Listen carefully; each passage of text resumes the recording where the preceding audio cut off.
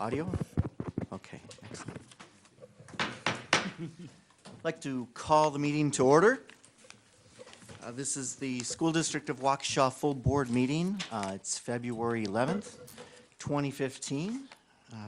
Please join me in the Pledge of Allegiance. I pledge allegiance to the flag of the United States of America and to the republic for which it stands, one nation, under God, indivisible, with liberty and justice for all.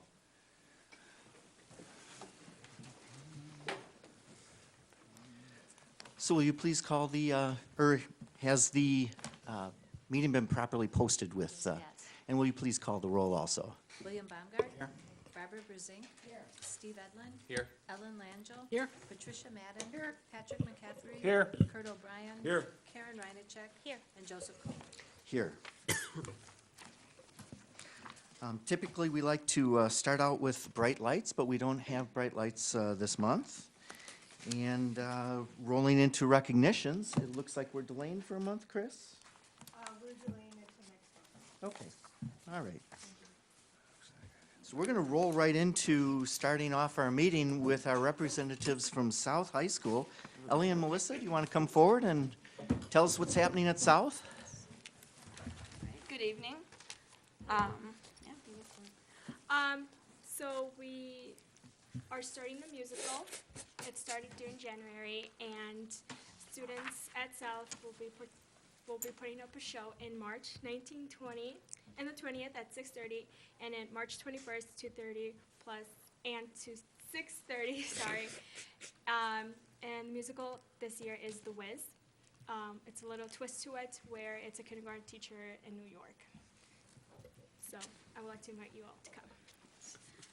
Some big news from our POMS team. They, this past weekend, they went to lacrosse to compete in the state tournament, and they ended up taking 5th place. That's the first time that our POMS team has placed at state since 1996, and that's the first time that they've placed at state, period, in the hip hop area of the competition. So we're really excited for them. Also, our debate also won state this year, the second time in a row, with a perfect score of 12-0. Wow. We got top speaker honors, top negative, and affirmative team, and 2 teams are actually going to nationals in Florida this year. So moving on to things that are happening in our school, but not necessarily in the classroom. One of my favorite parts of the South kind of curriculum is the art students. They are starting to display their artwork throughout the school, so that's always a really exciting time at South. You kind of get to see what the kids have been working on, whether it's photography, ceramics. So that's all being displayed and getting ready for the show that'll be put on in about May. And then, so I'd love for you guys to come and check out the art that they've been doing. It's really impressive, definitely. This Friday, South does a snow show where students come in and show their talents to the whole school. And since Ellie and I are public relations, we'll be hosting the snow show this year. It is at South at 1:40 during the school day, and I would like to invite you all. Yeah, we have some cool acts for sure that are going to be going on, including the senior production, kind of a dance that the whole senior class gets together and does that. So we're really excited and pumped about that.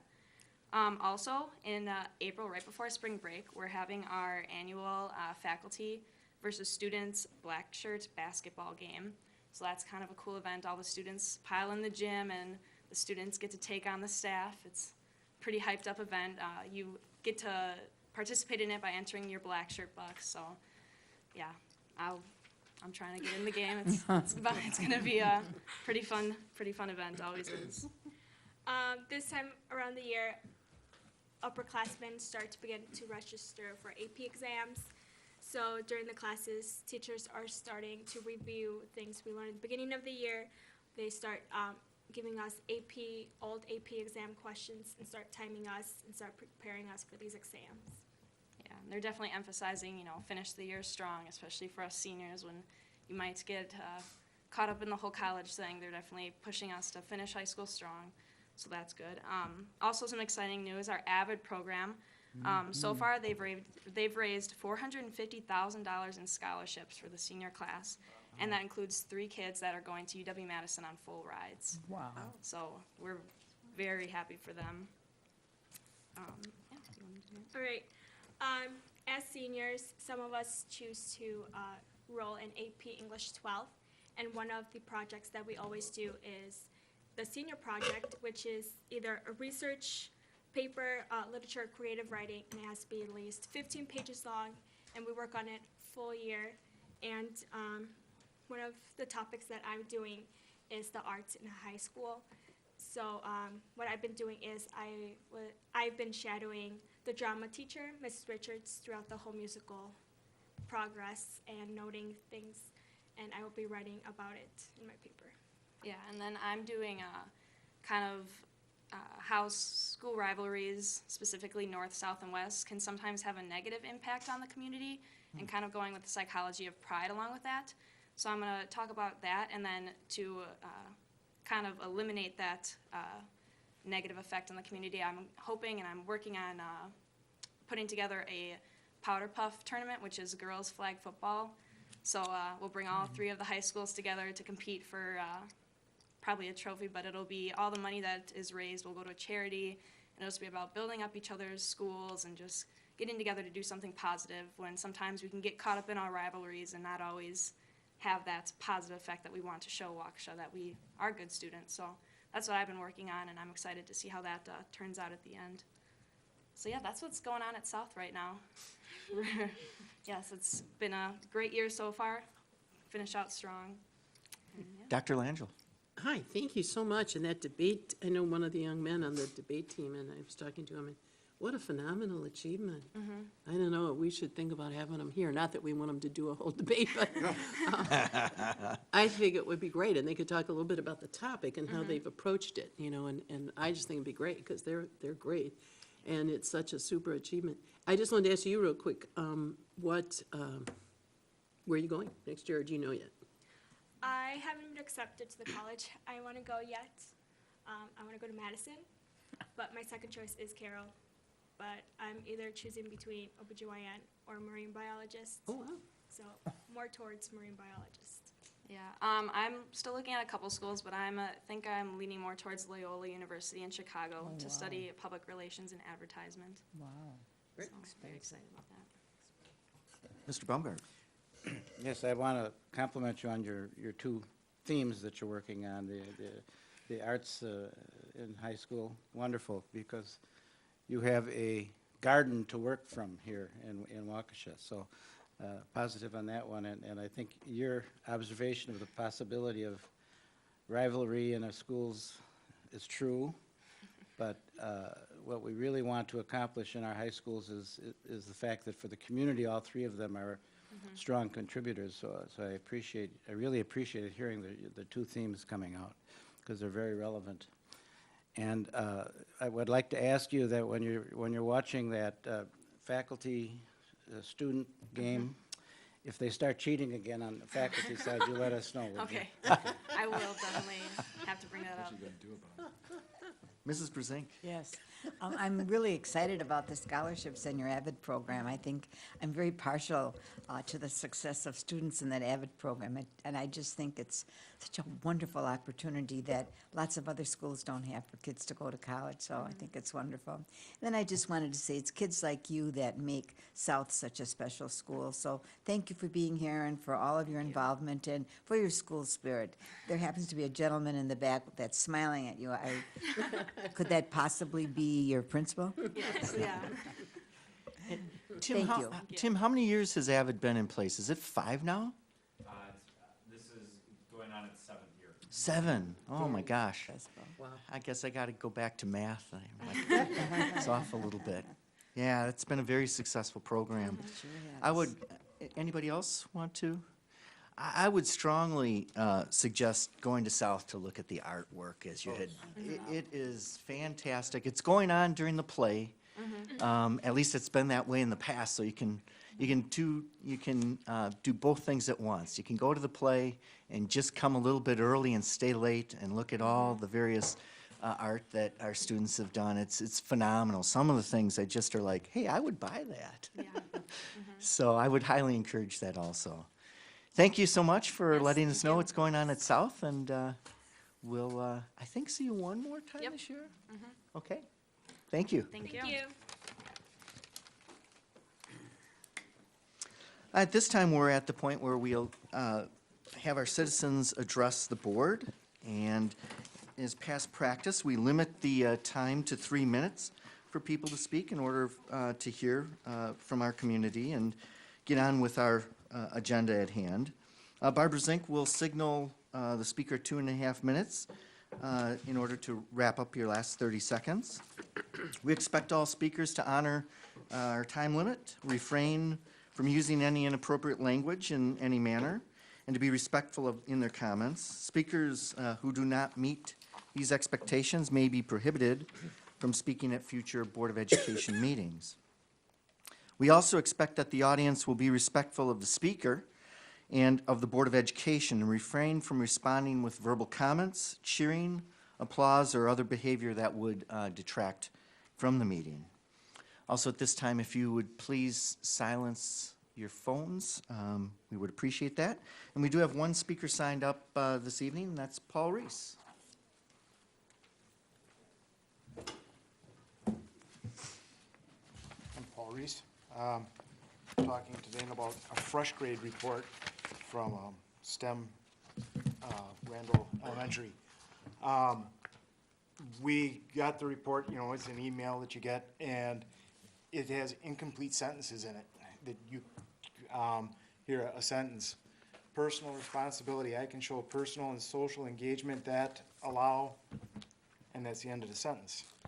We asked for a clarification for it, and this is what my daughter was sent home with as a clarification.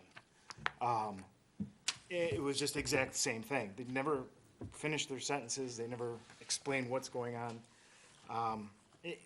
And you're confused as a parent. Now, my dad got report cards for the 12 years I was in high school, and I guarantee you never opened one up and was confused for a minute. And to send this garbage home and expect parents to be able to understand it. And I'm a person who grew up in this country. We have parents in this country who aren't from here, who have a hard time with the English language, and this is what they get? Really? I mean, it is a fresh grade report here, I guess, that's done by this district. And in the back page, Mr. Baumgart likes to talk about math in here, about 120 plus 120, what it equals. And my daughter, they have pen pals there, and this is from a level 3 student. So that's either a 4th or 5th grader that is sent to her. And it's filled with errors, it's filled with grammar and spelling and that, but it's not that part. There's no correcting here. They refuse to correct spelling there. They've said they are not going to teach spelling. And, one of the parents that were at the thing said, if not now, when? And you don't get an answer. Just wait, Mr. Baumgart, for 7 years and you can ask a senior how to spell whatever, and they won't be able to do it. But just the contempt that I feel as a parent, I get told that if that maybe this isn't the school for my daughter, so my choice is Hatfield. I have no choice. I'm kind of damned if I do and damned if I don't. There might be a third option here with the budget, whether or not school choice gets through. I mean, there's 100 students waiting to get into STEM. There's 100 students, parents, that don't want their kids going to the regular schools in this district. 30 seconds. 100 students. And that's just the ones that know of STEM and that don't want their kids going to the rest of your schools. I mean, that isn't a good thing. I don't, it perplexes me. There's the attitude that around here that is for parents. If an administrative and someone in the district wants something done, boy, the hoops are jumped through. If a professor says something, boy, it's listened to with, you do backflips for it. And when a parent says something, I might as well talk to a wall. Thanks. Is there anyone else in the audience that would like to address the board at this time? Okay, thank you for your comments. We're going to move into our Minute approval, there are two sets of minutes for us to look at tonight. On January 14th, there was the regular board minute meetings to approve, and also there were executive session minute meetings to approve on the same date, January 14th. I'll move approval. Second. Moved by Ellen Langell, seconded by Mrs. Brezink. Is there any discussion? Sue, will you take the roll call? Barbara Brezink, Aye. William Baumgart, Aye. Patrick McCaffrey. Aye. Karen Reinacek. Aye. Kurt O'Brien. Aye. Ellen Langell. Aye. Steve Edlund. Aye. Patricia Madden. Aye. Joseph Como. Aye. It passes 9-0, Sue. We'll move on to the communications part. I have no Ray, did you communication receive this any? evening. None Okay. this evening. Mrs. Hey. Brezink? Oh. Yes, Ellen? I don't know if this is a good time. So anyway, if it isn't, but Todd and I had just talked and I wanted to mention, because this, well, the South group left. I didn't know when to mention this. I mentioned it last night at CNI, this phenomenal concert that took place on Sunday at Waukesha South was the UW Marching Band. Yeah. And last night at CNI, I actually played some from my phone on the microphone. But it was just such a boost for the bands, all three of our high schools, but certainly South. And I think they must have raised a lot of money. I don't know what the figure is. I guess he's gone out too, and maybe he doesn't know yet. But huge turnout. I mean, the South gym was just packed to the rafters, and it was so loud in there. I was trying to wave at Todd, and it was. They brought, what did I say last night? 8 tubas, 36 trombones. Wow. 32, I think we were counting, trumpets. And this is the UW Wisconsin band. And, I mean, it was phenomenal. I mean, I don't know if you've heard them before, right? Oh, well, yeah, I mean, Yeah, and that at wasn't the whole games and band, that things. was just. Oh, no, he said they have cross-section of them, 24 right. tubas. They only brought Right, 8. yeah. Because they thought they'd blow the lid off. They the would. No, they was have loud. 24 tubas, and yeah, it was loud. But they're great. And then Lacrone himself came, Michael Lacrone. Wow. So, Yeah. but anyway, it was just a was wonderful super event. event for our district and huge turnout and great booster for all the bands. And then they introduced people in the UW band who were from South and then later North and West and stuff too. But it was great. Nice, nice. yeah. Yes, yes. Mrs. Brezink, would you like to give your presentation on what's happening with the Waukesha Education Foundation? I would be happy to do that. The Waukesha Education Foundation is excited to be celebrating its 5th annual Strive to Thrive event on April 18th at Waukesha North High School. This event continues to focus on the health and wellness of Waukesha School District employees, students, and their families by combining a run-walk with a community health fair. There is something for all ages with options of a 5K run or a 3K walk, plus an option of a kid run and Zumba. Our new partnership with Pro Healthcare will add vendors and health screening opportunities, as well as an anticipated increase to over 800 participants this year. Wow. Approximately 50 vendors are expected, including the American Heart Association, Advanced Care Planning, Waukesha Employee Health and Wellness Center, PNC Bank, Waukesha YMCA, Safe Babies Healthy Families, Sodexo Food Service, and Sky Zone. And in addition, there will be little to no cost screenings offered for blood pressure and lipid panels and access to children's bike helmets for only $5. This is a wonderful family event, so please watch website for registration information. Then very quickly, the Golf Committee met this week and began planning for the July 20th Bob Duckett Memorial Golf Outing, so mark your calendars for that.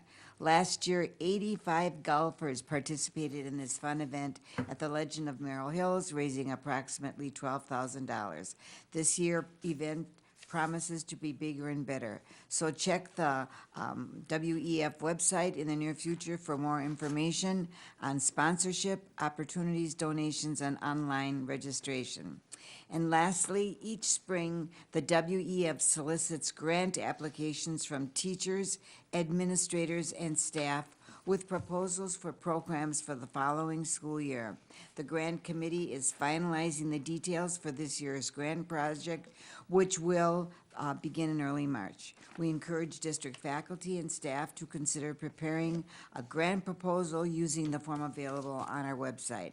As our foundation endowments grow through our fundraising events and generous donations, we will be able to support an increasing number of worthy projects. This concludes my report. Thank you. Thank you, Barbara. Yeah, the grants that are given out via Waukesha Education Foundation are fantastic for our students and our teachers, and they do some really wonderful things with the grant money.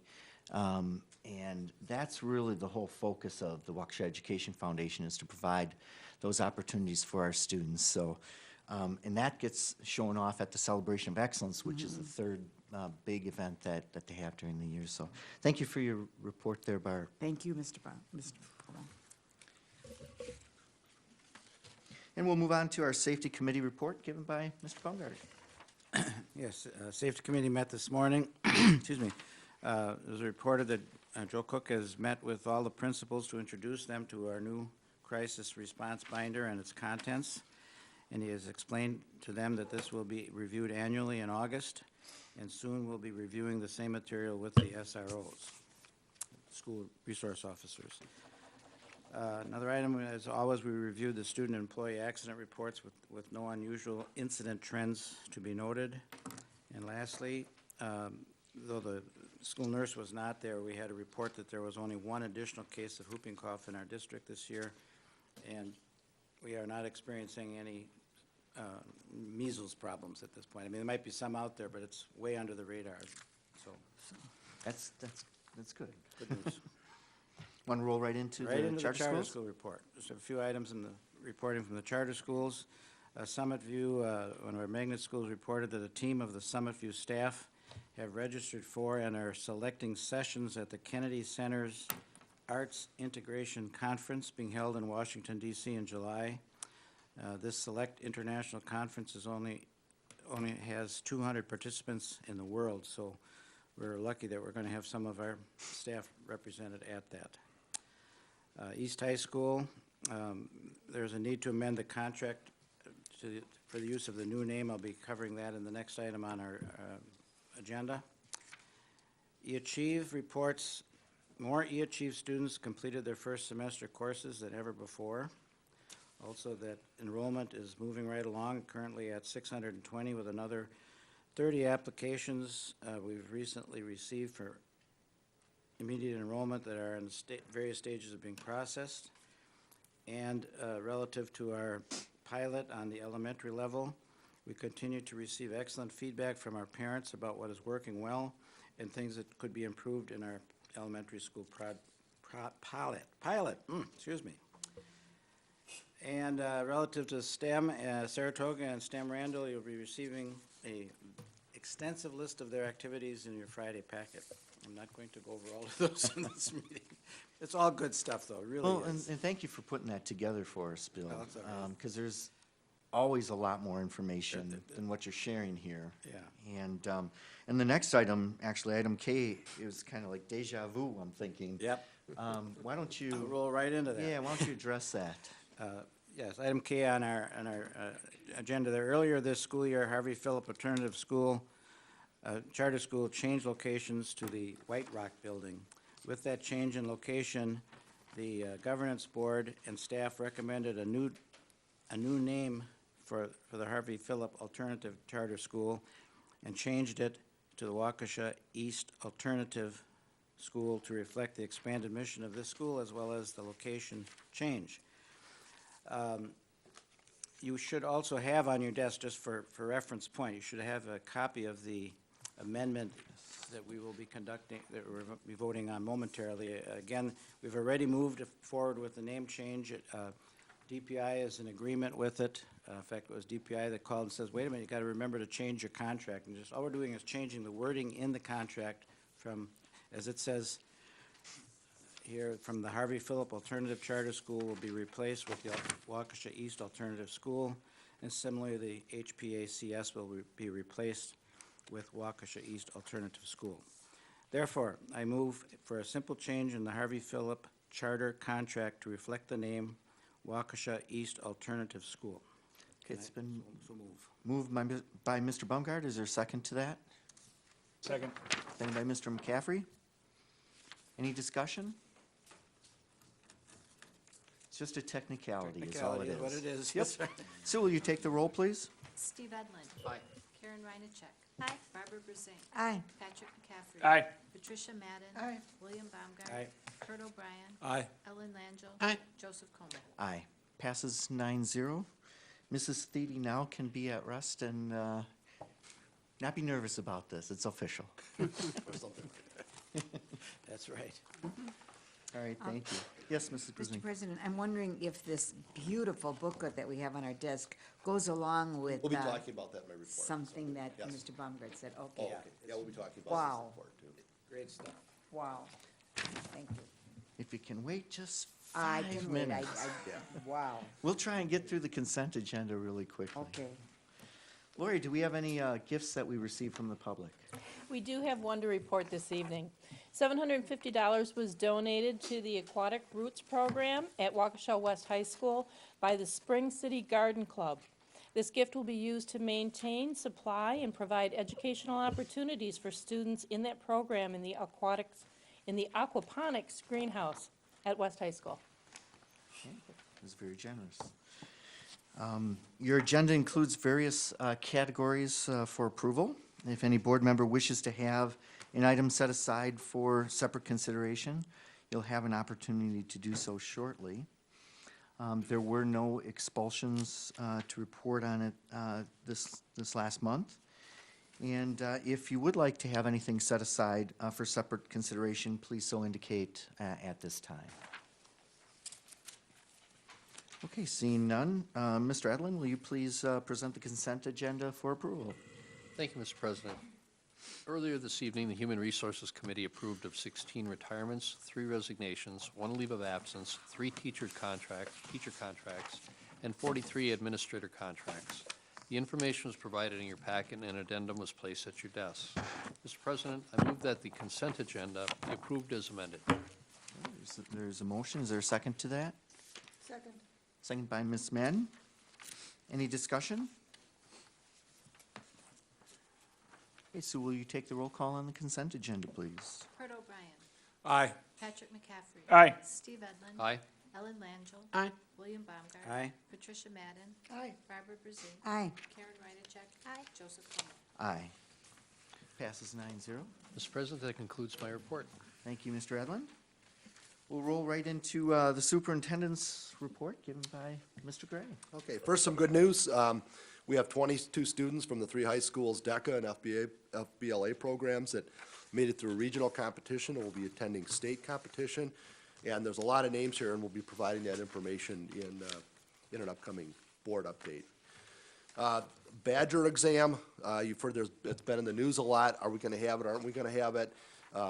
I believe it would be wise for the district, and I would like to go ahead and ask our DPI for an exemption to that exam this year. There's a pretty high expense to administer that for us.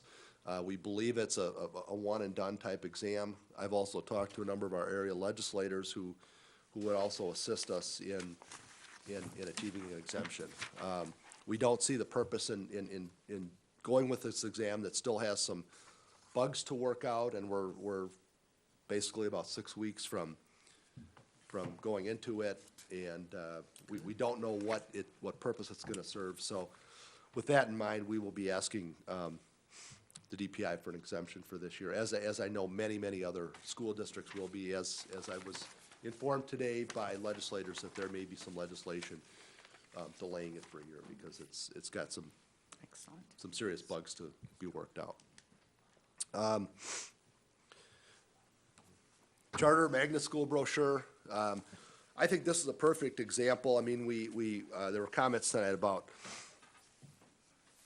students and parents only wanting to get into one school. Well, that's just absolutely wrong. We have a lot of programs. Most of the programs in this brochure also have waiting lists of people to get in.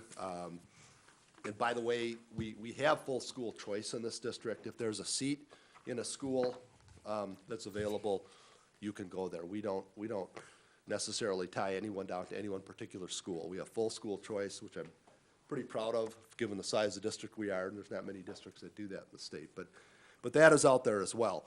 But in any event, we have a lot of schools in this district that exceed or significantly exceed expectations. So to suggest that everyone wants to get into one particular school is just not right. And I think this is a perfect example of the work we're doing with the magnet schools, the academies, and the various programs we have. All of them are growing, almost all of them have waiting lists to get in as well. So we're going to continue growing those and hopefully make those opportunities. This is a really nice piece. And if you really look at the history behind this, this is many years of work from our administrators, our teachers. Right. This really is a nice summary of all the different programs and opportunities that we offer students that are in this district and or who want to come to this district.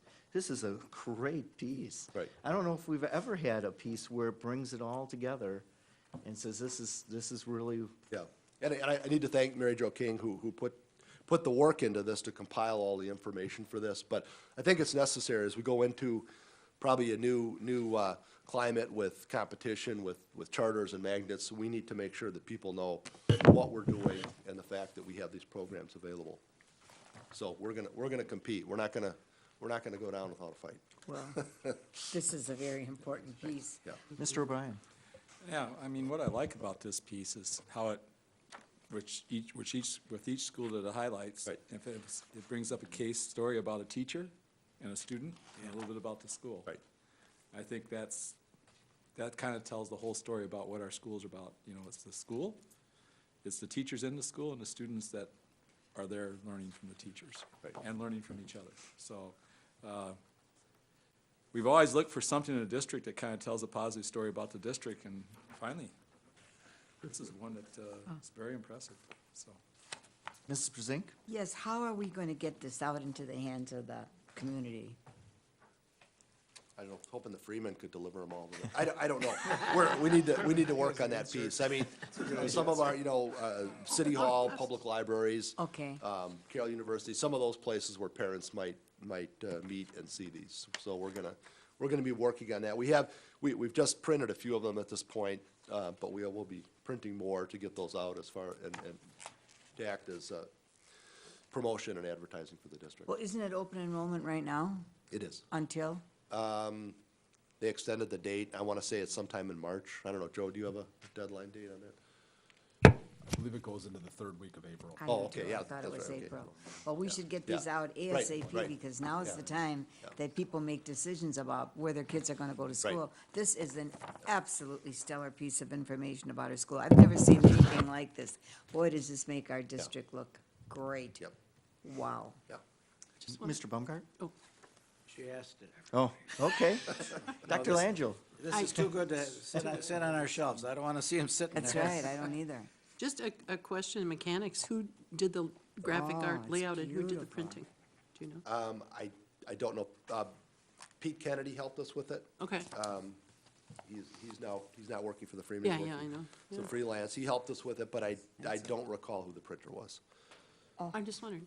Yeah, okay, thank you. Mr. O'Brien? Usually something like this is something that HR directors want, so if they bring in people, they want to tell them what the schools are like. Yeah. Realtors want them, so, Realtors. Yeah, realtors. and they can pay for them, Yeah, that's, yeah. I mean, we don't have to just Yeah. donate them. Right. So, yes, we have had another realtors ask for these as well, so. Do we go to job fairs? We still go to job fairs? Chris, I believe we have gone to some. We do, yeah. we attend probably 4 job fairs a Great. year. Someone's going tomorrow, in fact. We should take these along, send these along. What a beautiful piece of publicity. Wow. Just another suggestion, we can PDF it and put it up on the website for downloading too, so that might be something, Todd, Yep. I know you're a PDF expert and Okay. webmaster, all wrapped into one. I'm an expert at having someone else do it. Jiv, yeah, Jiv, Mr. O'Brien?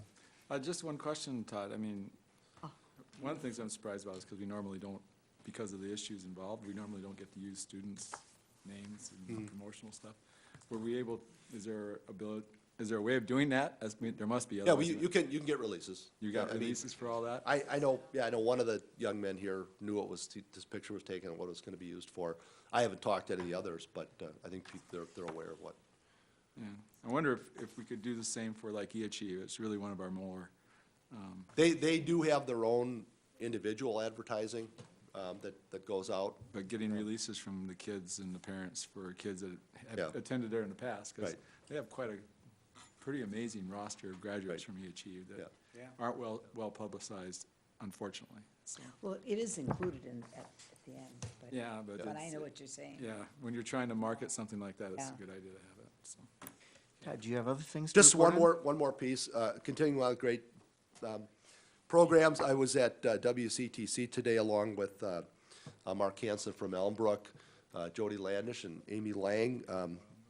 Reg Newsom was there from the Department of Workforce Development, as well as Tony Evers. And we were, I should also add Senator Paul Farrell was there as well to honor our dual language program. That's the program where a student in 12th grade can take schooling, but then he works part of the day for a particular company, and if he works well in that company, he has a job upon graduation. So, very successful. Tracematic is the first company that's done that, and they were there and they were honored as well. But it was a very nice event. I got a chance to say a few words on behalf of our MAID program, and so we're getting lots of good PR, and this is the time of the year to get that PR. Yes, it So, is. and I do have two more. Mr. Baumgart? Just, it's not the dual language program, it's the dual enrollment program. Oh, did I say dual Yeah. language? I'm sorry. I Dual just- enrollment, I'm sorry. I want- Yeah, dual language, that's a whole different, You don't wanna whole different confuse story. Yeah. Dual enrollment program, I'm sorry. Yeah. It's an excellent program. Yeah, it is, so. And then I have two awards from WASB. We have Karen Reinacek is getting an award level 1. All right. So, yeah, I can just hang on to it if you'd like until, and Ella Lanchel, award level 1. What did So, you do, Ellen? I don't know, does it say what we did? Actually, maybe we can pass that. You've, to Karen. you're board members and you've participated in a Attended. number of things, Yes, so. it's What participation. I didn't do, I behaved myself. Conferences, going to the state conference, those kinds of things. My goodness. Final thing, CNI meeting last night, I know there was a large discussion on grading, which we continue to work on, and I think if you saw the Freeman today, I think that describes very well that we are trying to respond to parent concerns over that, and that's our primary reason for moving in that direction, trying to develop some changes that make it more usable for parents. So we're gonna continue along that path, thanks to, again, Ryan, Joe, Jody's gone right now at this point, but they worked very hard on that, and we're gonna continue working on that and make it workable for everyone. And that's my report. There is one logistical thing that we want to be able to take care of. We're looking at having a workshop on benefits. And we're targeting, Chris, we wanted to target February 24th? The evening of February 24th? How does that look for people to get together at that time? I have to just laugh, because it never fails. Today, I made a commitment for the evening, just today, of February 24th. It never So fails. That's a Tuesday evening, I know. right? How's it look for others? You want to take this back? It's okay with me. No. Workshop on benefits. I can't Cross come out with Ellen's the name, 20 my name on it I now, think we 'cause you need can't to. make the meetings. I can't You even have make to- the meeting. I think I should be struck from this list. Everybody else? So Yeah, I'm it's Ellen? Okay, Just Ellen. Just, and just today. okay. You get a 24-hour It would grace be a period. work session. Do we have a time? Do I wish. 6 PM? we have an alternative date? Or should we just stick with the 24th? Well, the 23rd, I may have a conflict, because I have my parent advisory that evening, so I would just have to miss it, and And you have a conflict, Pat, Yeah, the well, the 23rd? 23rd I have a different meeting. Well, Ellen, why don't we shoot for the Well, if you want to defrock this, 24th? it's okay, because Let's- I am so sorry. Let's stick with the 24th, Ellen, just because most of us can make that. And I know there's a lot of other, You'll miss it, I'm sure. I know there were a lot of dates that you were looking at, Chris. that weren't working for you either, for Chris, and we need Chris. So let's shoot for the 24th at this time, and 6 o'clock? Yeah. We'll tape it for you. Yeah, we'll make it watch it. Okay. Right, moving on to our standing committees. As you know, we rotate who presents first, and first up this month is the Human Resources Committee with Mr. Edlin. Steve? Thank you, Mr. President. We held our meeting this evening and had a number of items on the agenda. One of them is the approval of the secondary, Director of Secondary Education. The position of the Director of Secondary Education is open due to a reassignment of responsibilities within the district administration. Jody Landish, current principal at North High School, is recommended for reassignment into this position. Ms. Landish has been with the district since 2002. She was appointed as an assistant principal at North High School in 2007 and principal of North High School in 2010. Jody has a master's degree in health and physical education and a master's degree in educational leadership. I move to approve the reassignment of Jody Landish to the position of Director of Secondary Education. Second. Seconded by Mrs. Brezink. Discussion?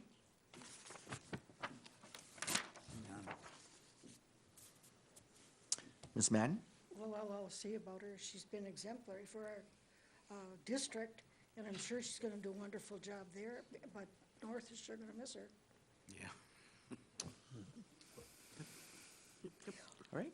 Well, Mrs. Brezink? if I may add, she and Becky Newcomer have worked very, very closely together, and I had a wonderful opportunity to meet with Becky recently, and she's going to carry on in the same spirit that Jody has, and Jody will be there for her to mentor her and help her for the rest of the school year as needed. So Becky's going to be a great addition, and Jody will be a great addition to the administrative team. So good choice. Mr. O'Brien? You know, I've had, you know, I've known Jody since she's the phys ed chair. And we've been on opposite sides of issues once or twice, but for the most part, she's just been a phenomenal. She is. And that, just because we're on the opposite side of the issue doesn't mean that she wasn't right, okay? She was maybe right. Nevertheless, the most recent experience I've had with her is on the grading policy, and she's worked closely with Mr. Crone on that, and you talk about action. You know, within a few weeks we had people being contacted, making sure that we got engagement with parents and teachers, and you know, what can we do to make this an effective program for Waukesha. And, you know, it's like, I don't know if that was her first assignment in this particular acting role that she was in, but she just demonstrated once again that, you know, what a special person she is and what capabilities she has for a role like this, so. Yeah, and even before she was chair, and when she was a Phi Ed teacher, she was involved with a lot of things. Always has been involved with a lot of things. Always wants to move things forward for students. Her heart's in the right place, and she has excellent ideas. And she is, you are right, Mr. O'Brien, she is a woman of action. She gets, when she gets something going, she strives for it, so. A person of action, Mr. Como. What did I say? Woman. I think both are correct. Dr. Well, and Langell. just real quickly to that end, I've seen her in the community, and she's a wonderful ambassador for our Yes, she school is. district. She was on a committee with me at the YMCA when we put in a whole new fitness center, youth fitness center. And she came to every meeting, she was enthusiastic and really just took the ball and helped it go and helped it get it done. And it was just a great thing for the school district because she was out there in the community. One of the latest things within the last couple of years is Mr. Gray had mentioned, is MAID.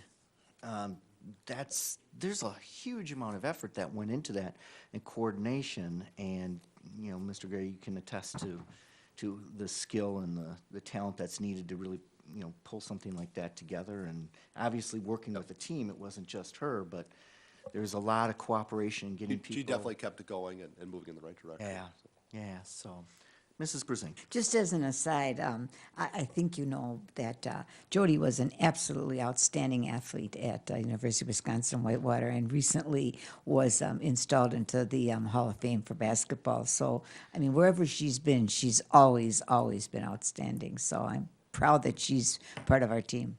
I wish she was still in the audience because I think one other time I had embarrassed her when And she's I think humble. she holds the highest number of points. Yes. So scored. she just got beat by 1 point this last year. Last year, Someone surpassed 1 her, huh? point. Yeah, 1 point. She always turns red when you mention that. I don't know why. She's but- humble. Yes. She's very humble. All right, Sue, I think it's time to, Mr. Edlin? Well, thank you. I just wanted to say that, with any organization, you try to find key employees, whether they are from within the district or outside of the district. And I've been extremely impressed with the job that Ms. Landish has done at North. She's developed a whole team and a spirit at that school Yes, she that has. really has made it a true shining North Star. And we're lucky that we found somebody within the ranks. We didn't even have to go outside and shop around for That's somebody right. to fill that position. So when you've got a leader coming up through the ranks, I think it's always good to hire within if you can. If you can't, you try to find the best person for the position. In this case, I think we found the best person for the position within the ranks. Yeah, you talked about the spirit. I know when I've gone to North anytime in the last couple of years, the students have been extremely polite, holding the doors, That's right. directing me where I can go, those kinds of things. So it's been good. Feels good. Sue, why don't we take the vote? Ellen Langell. Aye. Patricia Madden. Aye. Barbara Brusink. Aye. Kurt O'Brien. Aye. Karen Reinacek. Aye. Steve Edlin. Aye? William Baumgart. Aye. Patrick McCaffrey. Aye. Joseph Como. Aye. Passes 9-0. Steve?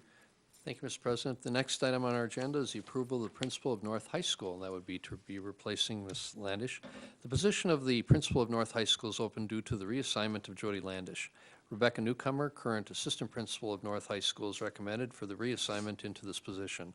Ms. Newcomer has been in the district since 1997. She's been an assistant principal at North High School since 2012. Becky has a master's degree in educational leadership. I move to approve the reassignment of Rebecca Newcomer to the position of principal of North High School. Is there a second? Second by Mr. Baumgart. Discussion? Bill? Yeah, Barbara made a point before, which is correct. Becky and Jody have been working closely together, and I don't feel that we're going to be in any missing a beat over there at North High School. I had the opportunity also to talk with Becky about this recently, and she's ready for it. She's ready to step into this position. She's got her ideas. I had the opportunity when she was the coordinator for, she had literacy, I think, upstairs, and social studies, humanities, stuff like that. And a number of different times visiting with her on the curriculum. Very positive ideas and stuff like that. So we're doing well. And again, to Steve's point, we're finding people internal, and it's important when we find those people that we keep those people. So both of these are very good moves. Mrs. Brusink? Interesting to note, her husband's a principal also in the Greenfield Public School System, so you can imagine what their table talk will be at dinner every night. Mr. Edlin? We've, at HR, we discussed having Ms. Newcomer come next month to meet and greet the board in her new position. Excellent. Great. Excellent.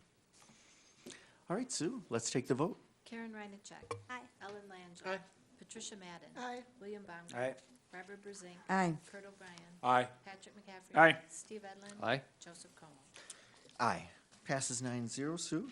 Mr. Edlin? Thank you, Mr. President. And the next item on our agenda is the employee handbook revisions, and they were included in your packet. This is the first reading of the handbook policy revision, which there will be another reading next month, which would give plenty of time for input with the current staff and administration and board members in case they have any comments that would be added into this policy or reviewed. The purpose of the revision is to update specific sections to reflect current practice. The proposed language regarding teacher evaluation provides clear information as to the district's process. It clearly identifies the steps leading to a direct assistance plan when necessary. It is very lengthy, and as the discussion came up during the committee meeting, it is at times confusing because of the DPI's specific language that they have. And what this is doing is creating clarity from what went to a two-paragraph policy, if you will, into something that is now put on paper. Mrs. Brezink? Yes, perhaps Chris could answer this. Chris, is this a mandate from DPI on the process? Or is this our version of educator effectiveness? The process is mandated by the state. Yes. As part of the educator effectiveness Yes. program. There are portions of the process that do have some local control. Okay. And so part of this, what's written here integrates the mandated process and also our own twist to it, although I can't say that what we've added isn't of significance.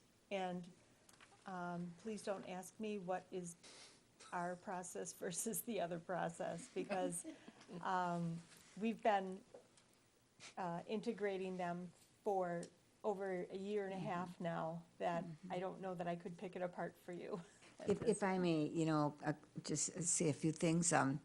It certainly is very complex, and I can see it's going to be very time-consuming in comparison to what we used to do, which wasn't as effective, I think, as this tool is going to be. But I'm thinking of a large elementary school where you have, more teachers than a smaller elementary school. Is one principal in an elementary school going to take care of all of this? Or will there be some assistance from central office? There is assistance from central office, but the principal of an elementary school is the primary evaluator of their staff members. Wow. Now, keep in mind that once teachers pass the probationary period after 3 years, Yes. they're on this more time-intensive process, the summative evaluation, once every 3 years. I saw that. The idea is to have people on a cycle, so you're not evaluating all of them every year. Right. But still, it's much more comprehensive and much more complex and very time-consuming Yes, and- compared to what I did. But this is much better. This is not just complex and time-consuming for the evaluators, but for the teachers that are being Absolutely. evaluated as well. Absolutely. And the program that people are learning to use is kind of clunky at times, and that takes a lot of time as well. It But does. we're working through it. It's a learning curve. Sure. We'll get there. Sure. Thank you. Wow. Other comments or discussion on this? Okay, Steve. Okay, Mr. President, that concludes my report. All right, thank you. Our next committee is the Policy Committee, and that's given by its chair, Ms. Madden. Thank you, Mr. Como. Tonight, we have 2 action items and 2 discussion items. Our first action item is potential new policy 5129, Wisconsin Technical Excellence Higher Education Scholarship. 2013 Wisconsin Act 60 requires school districts to adopt a board policy in order to award the Wisconsin Technical Excellence Higher Education Scholarship. We discussed this last month, and we had our first reading then. I move for approval of these policy revisions as presented. Is there a second to that? Second by Mr. Bungard. Discussion? I think this is pretty obviously something that I feel we should approve. If we want to participate in the scholarship at the state level, we have to have a policy. So, to me, it's very good that the schools are recognizing, or the administration is recognizing that technical schools have a real role in the careers of our future kids. Absolutely. The future careers of our kids, or something like that. Very much so, yes. One question. Mrs. Brezink? Some effect. It's affecting them. I'm not sure, I don't know if Todd or Pat can answer this. How many scholarships is a school district eligible for? I don't know that there's a cap. I You mean, don't there's a know. certain dollar Okay. amount, but we can find that out. Okay. I think Just Judy has that wondering. information. And we'll have students that qualify right away. so Oh, I'm sure we That's why will. we want to kind of push this, not push through Sure. quickly, but Get we going. got it to policy quickly and moved on it, so. Thank you, Todd. All right, so we're looking to approve a new policy, number 5129, the Wisconsin Technical Excellence Higher Education Scholarship. Sue, will you take the roll? Patricia Madden. Aye. Barbara Brusink. Aye. William Baumgart. Aye. Steve Edlin. Aye. Patrick McCaffrey. Aye. Karen Reinacek. Aye. Ellen Langell. Aye. Kurt O'Brien. Aye. Joseph Como. Aye. Passes 9-0. Sue? Pat? Our second action item is revisions to policy 4134, tutoring during the school day, and potential new policy 4134G, guidelines for tutoring services.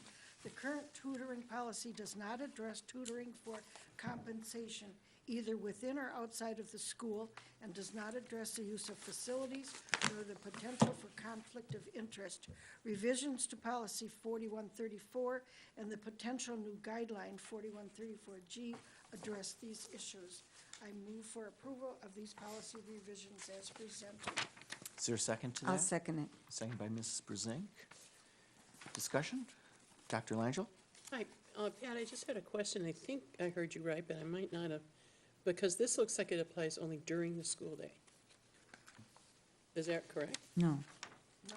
Well, okay, because it says tutoring during the school day. Which line are you looking at, Am I Ellen? looking at the wrong one? It's tutoring services if during the school day has been eliminated. So if you look at the actual page where the policy starts, Well, that's why I was a little confused, because I see the X off of it, but then the title has it still in. Okay, so just ignore the title and go to the second page where it's Right, Xed if out. you, did you, maybe you didn't get the correct. Yeah, it does have a line through it. It has a line through it here, but I then, put on the, Well, see, we are revising the tutoring during the school day policy Yeah. by deleting those words from it. Oh, Right, okay, that's correct. I see the, That is I see correct. the trickiness there, yes. got it.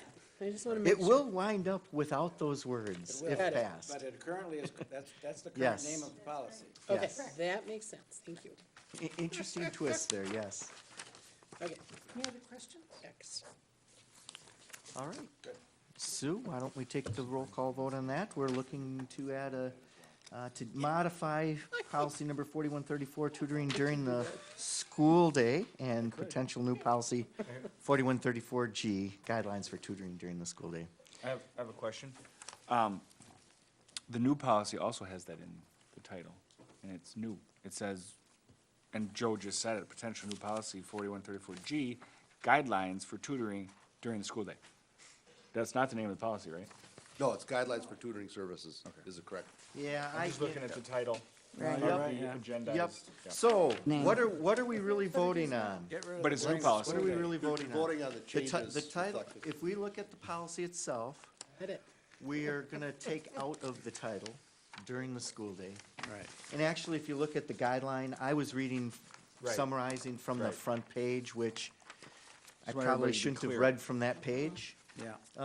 The title of the guidelines does not have during the day in it, so what we're actually voting on are the policy and the guidelines itself, so you can ignore what I just said and look at these two titles, and that's what we're really voting on.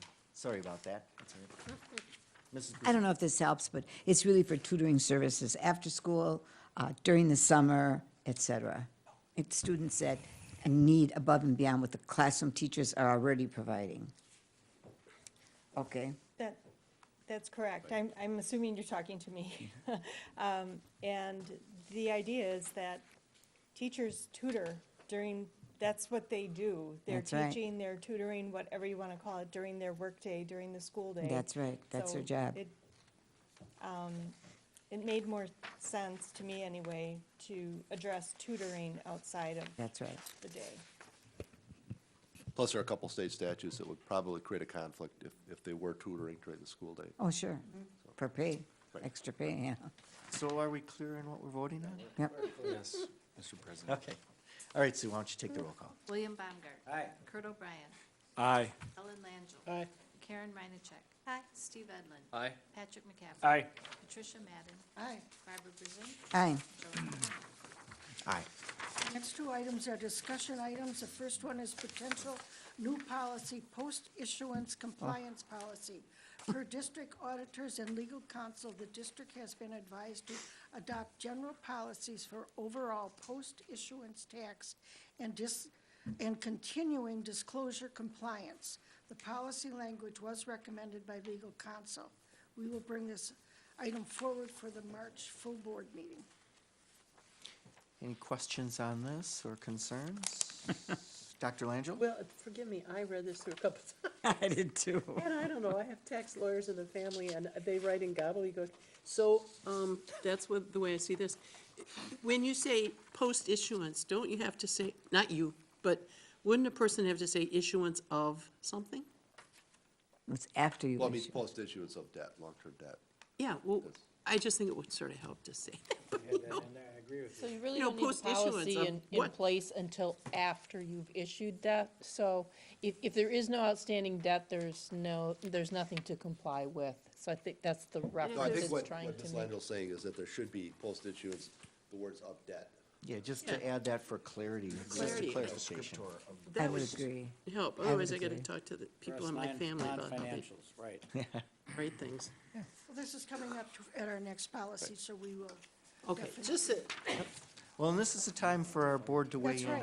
on the first reading. Is anything else? Well, I would just like to say, when it came up at our policy meeting, I can only speak for myself, that it was, I read it several times, and then Oh, yeah. I asked, some questions about it, and I still didn't understand it, but I still don't understand it, but I understand Why we what have it's supposed to have it. mean, yeah. yep.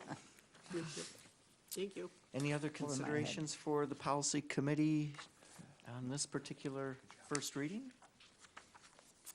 Okay, Okay, Pat? the second one is revisions to policy 6145.7G, guidelines for field trips. The current field trip policy does not include the financial assistance form as part of the permission form from the parent or guardian. The language added to this policy would require this form. We will bring this item forward at our March full board meeting also. Mrs. Brezink? Yes, I'm wondering, I don't know if this comes, I think it comes from CNI, doesn't it, Sue, the form? When Yes. teacher, yes, if we could have a copy of the completed form at our next policy meeting, so that we know what to expect when we do field trips next fall, because everyone will be the same. Mr. Baumgartner? Yeah, I've talked to Mary Jo, with Mary Jo about this dozens of times, and I'm thrilled to see it finally showing up here, so. And I know Mary Jo is too, so. Won't be the same. Pat?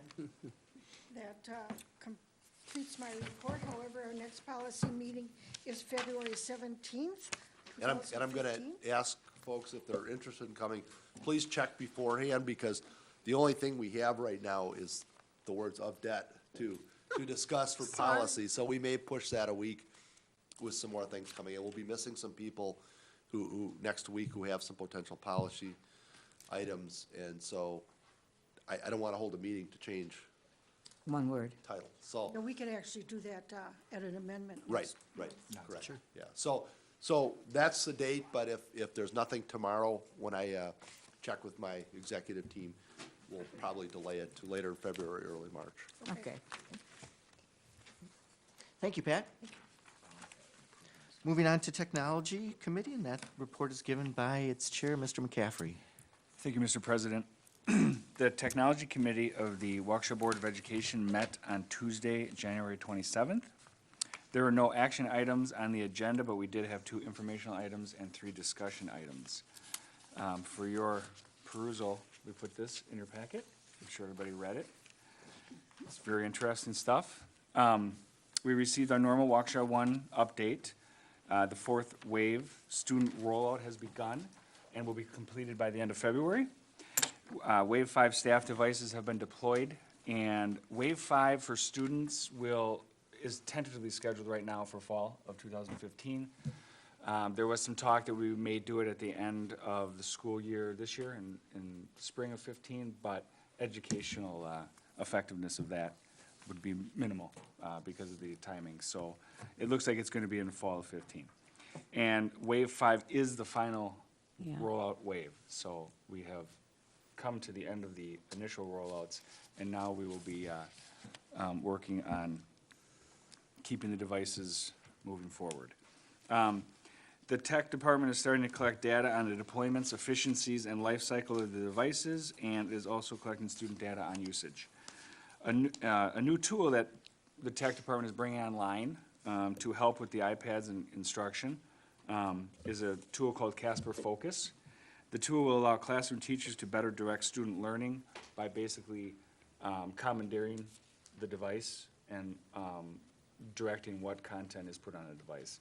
It'll just eliminate a lot of distractions in the classroom. Another big initiative that we have done over the course of the last year is Infinite Campus. We received an update on that. Infinite Campus, as you know, is our SIS, or Student Information System. The system is working very well. The focus currently is on scheduling and course selection. They want to get that online as soon as possible. It just gives us more time for the teachers and whatnot. Mrs. Brezink? Yeah, Mr. McCaffrey? Yes. You know, I don't understand what Infinite Campus is. Is it something that, you know, it could be demonstrated for us, or, really, I don't understand it, and I hear that, you know, there's bugaboos with it, and I guess I don't know really what it is. I mean, So, It replaces that, Yeah. you recall Zangle. Zangle, right, It but replaces Zangle because they went out of business and right, and the state. but said I you- wasn't even sure what Zangle was. Yeah. It's- It records grades, it records student information. Parents have access to it to see how their kids are doing Yes, in terms yes. of grades. So there's a lot of things to it, and any new of this magnitude Yes. does have some bugs, and actually, being in other districts where these have been implemented, ours is going remarkably well. We have some issues, and some of those are relating to grade calculations, but those are, Ryan is working with Steve on some of those fixes, and so I would say, I'd like to demonstrate probably later this spring when we That'd be have fine. That'd everything be pulled fine. together, the grading Sure. system, the fixes, and. But is it a Yeah. form of a grade book? Is that what it is? Yes, I mean, that's one piece of it, just one piece of it. One piece of it, okay. Yeah, And it correct goes me if from, I'm it wrong. goes from grade book to student information to our point of sale at the schools. Right. It's, We used to have multiple systems to track infinite. individual Campus. things. So grading system was separate from other systems, other student information components. So what Infinite Campus is attempting to do, and does, is to bring all student information under One roof. one roof, as opposed to having multiple systems. Is that Yeah, a I mean, pretty I simple can- way to explain it? yeah, I can produce the diagram that was given to us and the tech committee a long time ago of where all the information is coming from and who's got to key it in here and got to put it over here, and this brings it and puts it in one central location, which is actually on our servers, because we actually moved Infinite Campus off the servers of the I corporation. realize we all have a different, you know, information on it and understanding of it, but I'm not ashamed to say that I really don't, you Right. know, have a strong handle on it, and, you know, I'd like to know exactly what it's about. Yeah, no, we can definitely arrange that. Thank you. No problem. Another piece of work like Ty was talking about is the grade book piece. Tech is working on bringing it in line with our expectations on grading in the district, which we had a great conversation about that yesterday at CNI. We did? Another item that we discussed was school websites. Currently, the websites for our schools are, you know, basically a hodgepodge of websites, different providers, different domain names, different administrators. Some of them don't have administrators because somebody set up the site and that person is gone, the family has moved. So the tech department, Steve, is planning on bringing all of the websites for the individual schools under one umbrella. There will be separate sites, but it'll be all under one program. That program is called Edline. They're a very knowledgeable company in school websites. A lot of schools use Edline just because of the ease of use and the scalability of that tool. What it'll allow us to do is it will allow Mary Jo King, who's going to help out with the implementation, access to every school site as long as well as the administrator for that site. So if somebody is administering that site and leaves, we will still have access to the site for content and data. Okay. And those contracts actually have been signed with Edline. We also talked about the safety and security. Our plan, our safety plan, our disaster plan is in place, and Steve Schulman in this tech department is working on implementing our technology capabilities into it. Our capabilities for security on the IT side have increased drastically over the last several years with the phones and our wireless connections and cameras and various other security things that we have in the buildings. So we are getting that into the plan and working with Joe Cook on that. And the last thing that we talked about was data analysis. We were given a demonstration of what's called WiseDash, which is a state program that is available to anybody, I believe, can go to WiseDash and filter queries about different school information throughout the state. There's also something we're interested in. It's called WiseDash Local, and in that program, we can put our own data in there and then run our own queries based on our data and neighboring districts, and that is run by CISA. And if there are no questions, that concludes my report. Mr. O'Brien. You were at this meeting. If there I are said no if there are no questions. But there's questions, I questions. qualified Go ahead, that. Mr. O'Brien. Well, it's a discussion item, so I just thought we'd discuss it a little bit. Yes. Just clarify this WiseDash Local kind of replaces the old WIN system, if anyone's ever used that, where you feature and look at the demographics of school, performance of school, you know, the grading scores and all that stuff from the test. Everything that used to be over in WINS is now in that area, plus there's a whole bunch more stuff in that area. And it's very good for comparative databases and comparisons between districts. Graduation rates are in there, things like that. So, sorry to throw that in there. Yeah. Mrs. Brezink? Great. Mr. McCaffrey, I just, wanted to say, that we had a little presentation last night on Waukesha One and what it all involved. And I just have to tell you what a wonderful conference that was for our teachers. There were over 1,200 staff members there, and the offerings were directly related to instruction in their classroom, and wow, what a successful program that was, and we need to continue to do that. That was just outstanding. Yep. Yeah, we had a lot of great people that worked on that, and it definitely was a great success.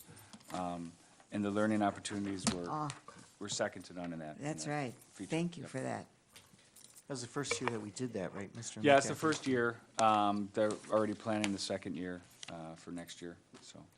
Fabulous. But there was that evening one that we all went to at West. That was But it was Images of technology. Excellence? Wasn't that Images of? But it was great, and it was Yeah, it technology was in the great. classroom. Yeah. I mean, no, it This was wasn't. a lot of professional Yeah, development in this one. this yeah. wasn't as much, but that was good too. I mean, it showed, how to, for instance, use technology in math, or, Yeah. it's just, Yep. the offerings are just fabulous for a teacher, wow.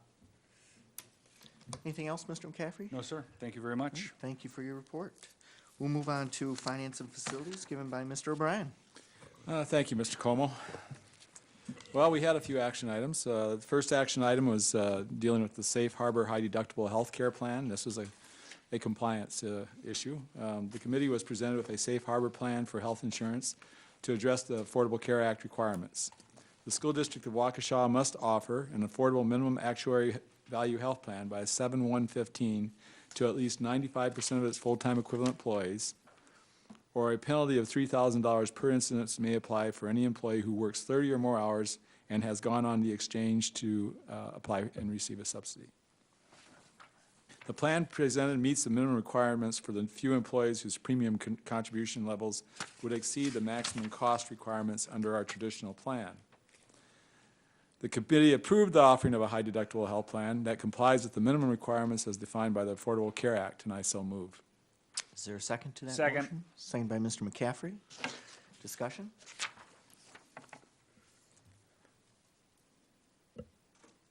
Mr. O'Brien? If there's no other discussion, I'll just state that this is a compliance issue. We have a work session on benefits that's now scheduled for the 24th.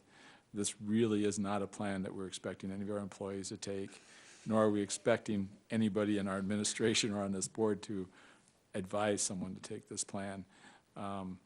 Simply, it's a matter of, it's really a compliance with the law, which is trying to prevent people from, employers basically, from kicking people off their health care plan and just kicking them over to their exchanges. Whether that's a good idea or a bad idea, that's the way the law works. So. All right, Sue, why don't we take the roll call vote? Barbara Brezink. Aye. William Baumgart. Aye. Patrick McCaffrey. Aye. Karen Reinacek. Aye. Kurt O'Brien. Aye. Ellen Langell. Aye. Steve Edlin. Aye. Patricia Madden. Aye. Joseph Como. Aye. Passes 9-0. Sue? Kurt? Our second action item tonight was, had to deal with athletic field rental rates. The committee was presented with a survey of area athletic field rental rates and asked to review the current rental policy or rental pricing structure for Waukesha stadiums and athletic fields. Current pricing is $200 per hour and does not differentiate between field use only and full facility usage. Our current fee structure is not competitive with some neighboring facilities, and as such, we have had interested parties go elsewhere due to cost. The proposed field rental rates would charge Group 3 participants, and that is individuals who are not engaged in a for-profit enterprise or nonprofit organizations who may have paid employees or that may charge admission or material fees, $200 per event per day. If it's with lights and scoreboard and sound system, up to 5 hours maximum, or $100 per event per day for field use only. We have another category of participants called Group 4 participants. That's any for-profit groups eligible for use school facilities and some nonprofit groups. They would be charged $600 per event per day with lights and scoreboard sound system, and up to 5 hours maximum or $500 per event per day charged for field use only. The committee approved the change in the rental pricing structure for district stadiums and athletic fields as presented, and I so move. Is there a second to that motion? Second. Second by Pat Madden. Discussion? Mr. Baumgart? You said we were not competitive with some of the other neighboring, can you give us some ideas, or are these now the same as some of those? Well, yes, I can give you some ideas. We're actually, the basic closest competitor is Kettle Moraine. Some other districts, because they don't have artificial turf, Right. they really don't want people on their fields at all because they just can't take it. But really, Kettle Moraine's a good example, Right. where they actually charge a fairly high rate, but it's still lower than ours. And so we're in a more competitive rate with Kettle Moraine. There was a discussion at the board, and very forceful with the policy chair that they should take up the policy, which really creates part of this problem, the way it's worded and stuff, and cleaning up the policy on facility rental agreements.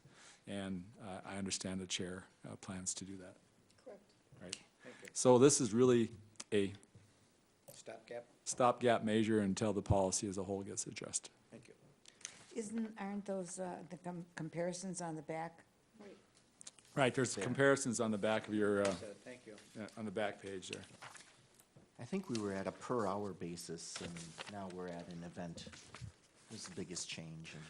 And so, you know, the next one will give an example of one that we're actually approving, kind of with that new schedule in mind. Other questions, discussion? So we're looking at changing the fees for our athletic fields. Sue, will you take the vote on that? Steve Edlin. Aye. Karen Reinacek. Aye. Barbara Brezink. Aye. Patrick McCaffrey. Aye. Patricia Madden. Aye. William Baumgart. Aye. Kurt O'Brien. Aye. Ellen Langell. Aye. Joseph Como. Aye. Passes 9-0. Kurt? The other action item related to athletic or field fees was the committee was also presented with a request from a for-profit organization wanting to rent a stadium to hold a weekend athletic event for high school aged participants. The committee approved the request to rent a stadium for the purposes of providing an athletic clinic for high school kids, high school students by a for-profit entity, and I so move. Is there a second to that? Is that It's not on our agenda. Yeah. Yeah, it's part of, No. I don't. it's not. It was actually, It is on here. it was actually part of the, F&F agenda, yes. but I don't have the official posting in But, you know, we. Well, this is a crossed field bridge rental rate, once. this is a second field rental rate within the That was- same. I that thought it was was in the Still same, under It's- the it's same here. heading in It's, the it's all same in the same exhibit. heading, because Yeah. it's plural. it's under Yeah. the same heading. It covers. That's what So it there was were- at Yeah. There were, just to take a step back, on Monday, there was one topic with two separate motions. The topic was properly posted for F and properly posted for tonight's meeting. There just so happens to be two separate motions for the same topic. The same topic. So the second motion that was just proposed falls under the same heading. Yes, For tonight's agenda. yes. We just separated it into two motions. Good, Okay, let's do it. and going forward, let's be more specific is all. Because that came up last month, and we ruled a topic out of order because it wasn't separately agendized. So I'm fine with this. It was perfect in F We and just have F. to be careful. It's the board. Yeah, so, I mean, it's fine. So there's a motion on the floor. Is there a second to the motion for a specific rental agreement? I'll Mr. second. Mr. Oh, Baumgart? did. Okay. And just per our policy, we're required to, is this a group 3 or group 4? Kurt? Group 4. Group 4. We're required as a board to approve group 4 requests. So that's what this is. Speaking to this particular instance, when we talk about this approval of contracts and agreements and all the things that administrators may do on a day-to-day basis, I'm not sure that it should be part of the regular F and F agenda. It probably should be part of the consent agenda. So it should be listed on the consent agenda. If it was my preference going forward, something that maybe we can take up at some future date as part of policy. But in this particular case, we're doing it this way. Yeah, and we get very few group 4 requests. I can't remember the last time we Right. received one, so. Okay, further discussion? So Okay, just as a matter of point, in this particular case, the clinic is run by one of our former coaches in the district, and. clinic? Tricky. Tricky? Yeah. Yeah. And if you look at, it's kind of hard to call him a for-profit with all the free time that he's committed to our district over the years.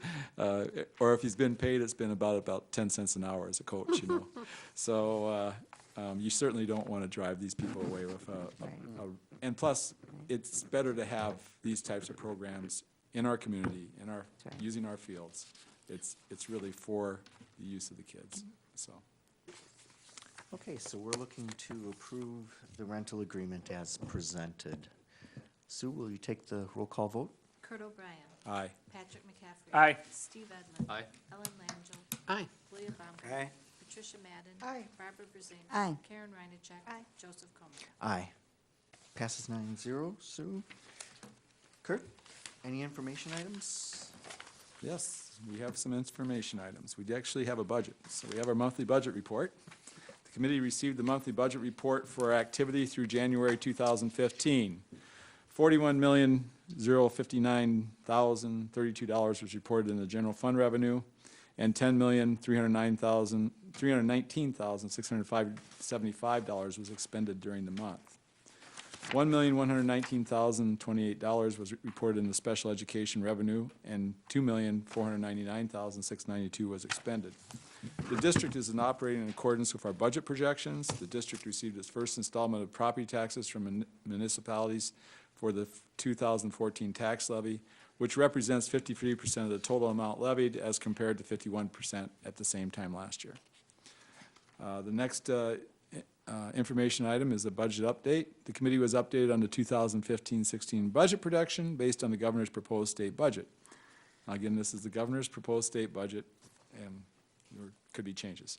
That proposed budget includes no increase in the per member revenue limit.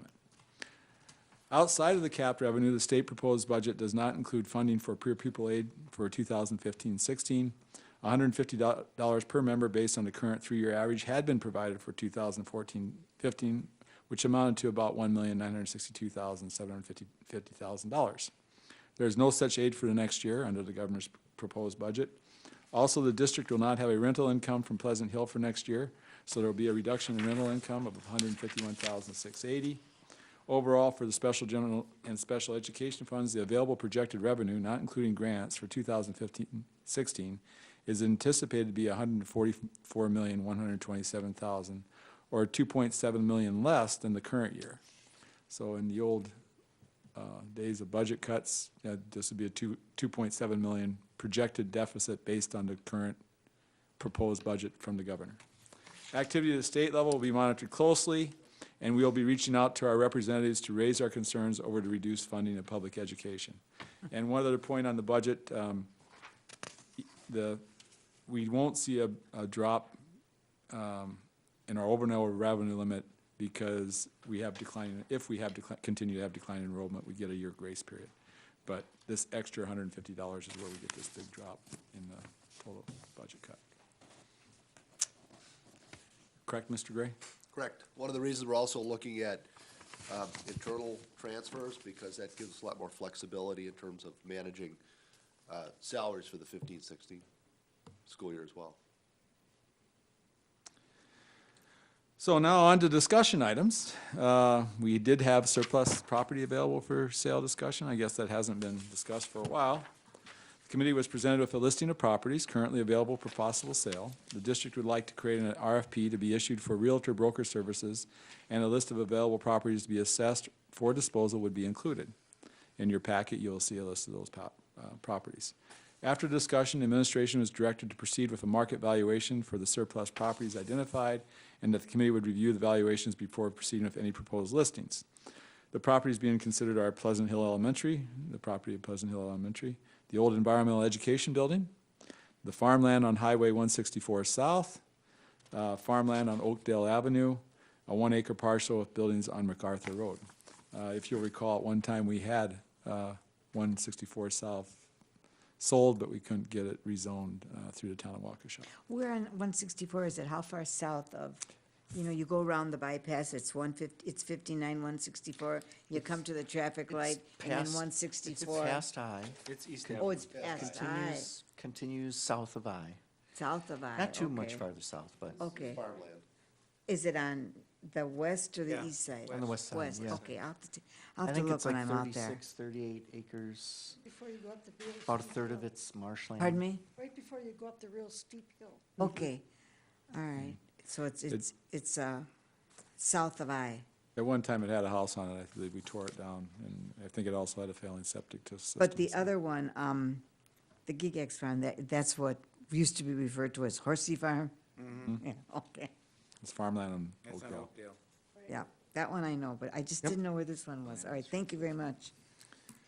And the 1-acre parcel of buildings on MacArthur Road is a home that we bought as part of The Regals. yeah. connecting things with Access to TT. sewer. Yeah, access to the city sewer and water. And the purpose of the old environmental education building is, it's a historical building, and, you can't actually do with anything with it until you try to sell it. So we need to put it up on the market, to see if anyone wants to buy it as a historical building. And if not, then we can tear it down? If not, we can apply to tear it down. Apply it to it. Apply to tear it down, okay. You don't walk out the sledgehammer tomorrow. Yeah, no. Dr. Langell? Well, yeah, it is historic, and it's on the register, and that means something. Good, but the owner of a property can get it delisted. So we can apply if we wish. I mean, I don't know if it would expedite things. But you can apply to the state board of the Historical Society to get it delisted if you wish. I think it'd make our case stronger if we tried to sell it first and then said, Well, just- I'd check with them if I were you, Yeah, okay. because there's all kinds of entanglements there. Ms. Madden? We also received money from them, and that's why it's on the historical. So maybe that's another complication. Yeah, it might be good just to check. Money for what, Pat? What do we do with the money? They put it towards restoration originally, years ago, when they bought it. When we bought it from the school, from the industrial school, okay. So Mr. Bryan? the bottom line is, by selling these properties, we would put them back on the tax rolls right now. There's no tax revenue coming off of these properties. putting them on the tax rolls means that people's taxes go down. So not only do we, it's a win-win for everybody. Not only do we get revenue to the district that we can use for other things, but we put this back on the tax rolls, which should help bring down the taxes for our taxpayers. And there's a lot of good properties on there. The Pleasant Hill property, we believe will have a high value. It might not have a high value today, but we want to basically market it to try and get someone to offer us a reasonable Yeah. offer. So. And a couple extra thoughts. One, as we have offers come forward, we'll consider them. We don't have to accept those offers if we think they're too low. And then two, we also will be taking all these monies and putting into our property fund. That's what we've done in the past. That's what we will continue to do, is to funnel that into that particular fund. Mr. Baumgart? Is the RFP, I think you said we're going to get them assessed too, right, before we go putting them on the Yes. market? RFP, yeah. There'll be an official assessment? Right, and it doesn't mean we'll put them on the market at the assessed value either. No, and there's nothing to go on up for sale until the F&F approves it. So all we're doing is getting someone to come in and give us a market value on it. That's, I was afraid I was hearing jumping to no, conclusions here. we absolutely cannot do that until the F&F approves That's each and fine. every location, so. And also, as part of the discussion at the meeting, we talked about, where their environmental education building is, the overall needs of Saratoga, and whether we should have an architect look as whether we expand Saratoga or not, and how that would impact that property and that footprint. HP. Yeah. Yeah. Taking Harvey Phillips down and expanding Saratoga. So that would be something that we've considered. And then that also impacts the land that's in front of the service building that at one time we had offers for. Whether we need that for Saratoga or whether we want to go ahead and market that land sometime in the future. So some long-term planning is needed here, because the reality is it's not just about our buildings and facilities. There's program issues that also have to be discussed as part of this. So. And Saratoga is a program, STEM. Mr. Edlin? Thank you, Mr. President. I had a little struggle with this issue after the meeting on Monday.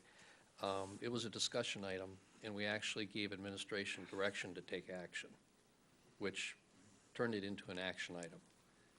It probably should have been voted on, and probably should have been voted on each individual property. I personally expressed my concerns at the meeting. Why are we selling real estate in a down market?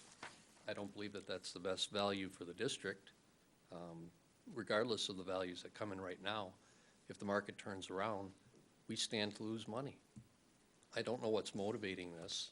I don't see the need for the cash. So I personally think that we made a mistake in not making this an action item. Well, this, from a motivational perspective, this simply is, we've had properties declared as being disposable for many years, and we've just never done anything. And this committee, or the Finance and Facilities Committee, throughout the year this last year, had been asking, well, why don't we do something with this? And so administration is taking that at this time. And we still have, as offers come forward, we will still look at each individual offer, and F&F will approve those individually, so. Again, I go back to, why do this in a down market? I mean, Yeah, we have disposable property on hand, Right, and but not- we don't need it. but we've instructed administration to go out and talk with brokers, get RFPs, find out what the property's worth. That's the first step in selling properties. Just because you have a down market doesn't necessarily mean that you can't get an excellent offer. Is it the best offer? Well, and that's what we'll be able to discuss at individual meetings with each offer as it comes along. We don't have offers in front of us right now. Right. So we're just taking the first step to see what's out there. Yeah. Testing the waters, basically. Mr. O'Brien? Just back to the point about whether it should have been agendized for action. There's lots of times in our committee meetings where we advise administration of additional information that we want before taking action. We were asked to take action or give direction on whether they should get a broker or not. We said instead of doing that, we need more information. Right. And that's typical, that's normal. It's not anything different than any other committee would do. So it's not an actionable item or something that needs to be agendized as an actionable item to request more information. And if there's dissent among committee members, who gets the final word? The majority, Majority. But there was no vote. but there will be. But there was a consensus on what we should do. And then we also asked them to bring back the architectural drawings for possible expansion of Saratoga. So it's really all up in the air as far as I'm concerned. We asked them to do a couple things so we can further discuss it, which might turn it into an action item then. Mrs. Reinacek? Why are we thinking about selling the home we just purchased? We don't have use for it any longer. So we purchased it just to get access to Yep. the water. We needed to be able to annex that Annex it. property 2 years ago. But I don't understand, if you sell that, then that doesn't go with that? No, it's still annexed. We're still in the city. That The has TD been property is- accomplished yeah. already. So the value of our land goes up with it being annexed to the city. Right. Right. All we Okay. need is an easement And to so get water. we accomplished that, and we can accomplish an easement through, if we properly write up the offer when we sell that particular house. So we still can accomplish everything that we've set forth to do. Mr. Edlin? Thank you, Mr. Como. My biggest concern about this is our most valuable piece of property in this portfolio is Pleasant Hill. That area is scheduled for development.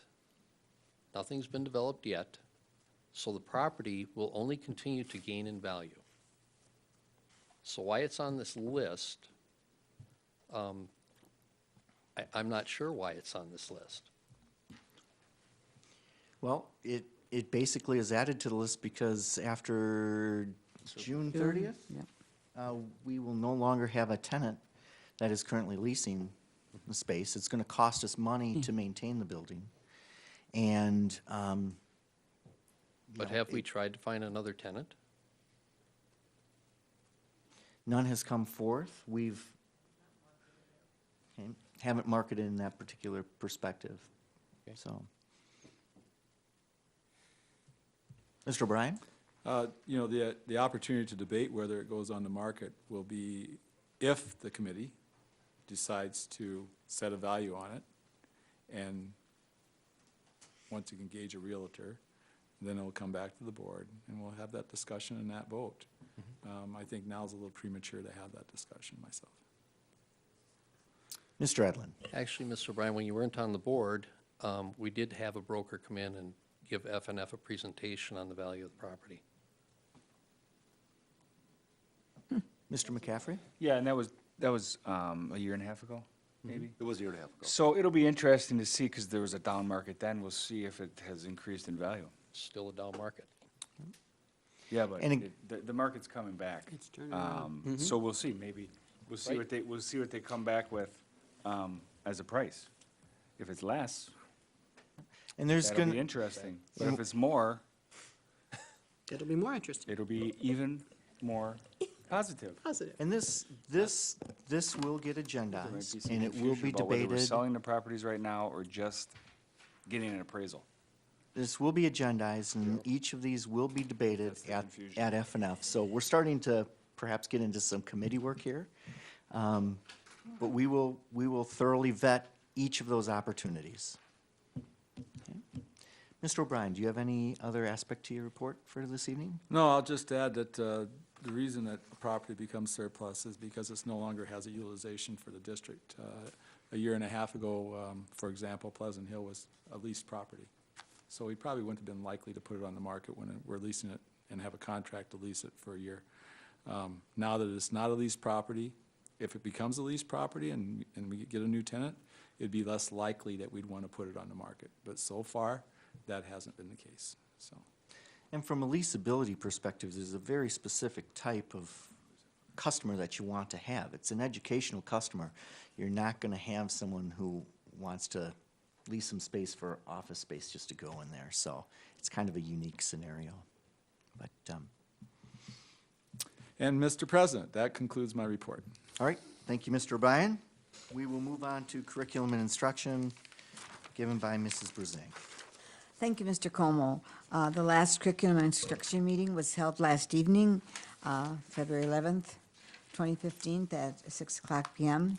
We have one action item this evening and a few Point discussion.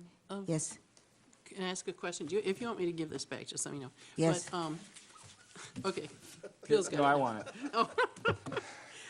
Just a question, Barb. yes. My understanding, and I may be wrong on this last night, was that we approved it to send it to policy and then it would come to the board. Am I wrong? What's that? The AP. So You are correct. Just asking. I think you're right. So that we would need Yes, to act on we it did. now. On a vote to 5-0, we agreed to proceed and allow the policy committee to modify it by adding grades. She's But getting do- there, Yeah, right? yeah, You're reporting out on that right yeah, now. I am reporting out on that. Oh, okay, but it's On that agenda process. to action and we're not going to take action. Just give her a moment, yep. No. Oh, I will. I'm happy to give you all the time you want. Whatever you want. Go ahead. Well, let Go me ahead, just Barb. read what's here. A team of principals, coordinators, and guidance counselors appeared before the CNI committee seeking approval of adding the following sentence to policy number 5121. Grades are only weighted in GPA calculations for AP classes if a student takes the AP exam. To clarify, all students earn credit for taking the class, but only those students that take the AP test would be able to earn weighted grade. On a vote to 5-0, the CNI committee agreed to proceed and allow the policy committee to modify policy 5121 by adding grades are only weighted in GPA calculations for AP classes if a student takes an AP exam. So you're gonna first forward that to policy? Yes. And then we'll yes. bring it back to Yeah, the full it shouldn't board. have been an action item. You're absolutely right, Madam. Well, it's agendized under an action item because, or we have to talk about it as an Well, action we item. are taking it to be- action. We have to talk about it because it was agendized under an action item. And that's why, Joe, that's So. just fine. Okay. And the action we're taking is sending it to policy. Okay. Under information, we have special education service model.